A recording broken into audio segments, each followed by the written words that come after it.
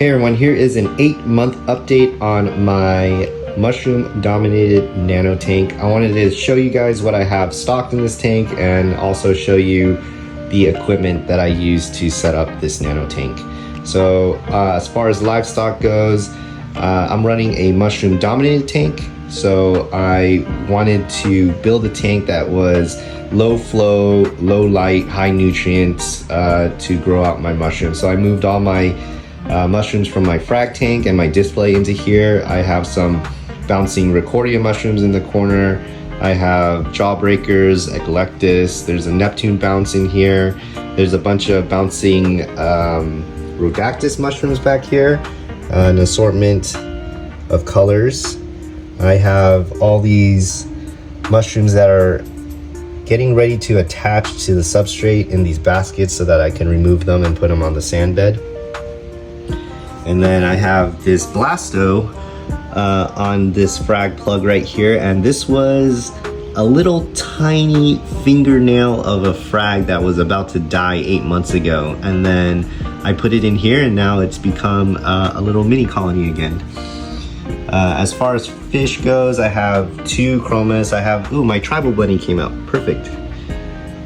He lives in that little hole in the rock work there, so he always scoots back in there. He only comes out usually when I feed, but you got a good glimpse of him this time. I do have a scooter bunny up here. As far as cleanup crew goes, I have a selection of Astrea, Trochus, turbo snails. For the sand bed cleanup crew, I have a fighting conch back there. I have 2 or 3 Nacerius snails that come out and clean the sand bed.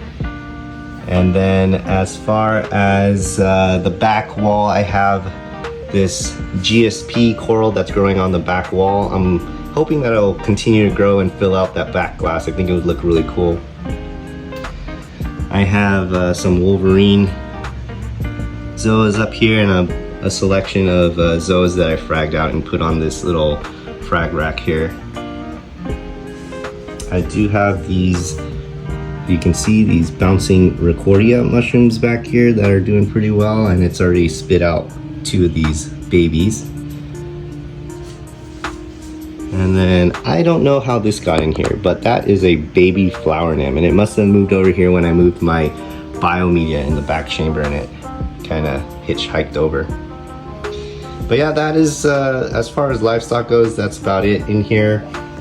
In the back chambers, in this first overflow chamber, I have a filter cup with filter fleece.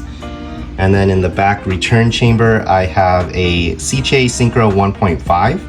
And that's providing the only flow in this tank via the VCA random flow generator nozzles that I have installed on the 2 outputs here. These are the new flexible kind that could pop off and be cleaned very easily. And then on the left side here, I do have a Innovative Marine 9-watt UV sterilizer, and then I have a little bit of filter floss on top there. Feeding the tank and the fish, I have an auto feeder that drops Reef Nutrition TDO pellets in there. And then the lid on top of this tank is made by Clearview. As far as lighting goes, I have a Kessel AP9X, perfectly matched this tank. And then it's running pretty low par. I probably have a maximum of 100 par in this tank, but it's good for the mushrooms.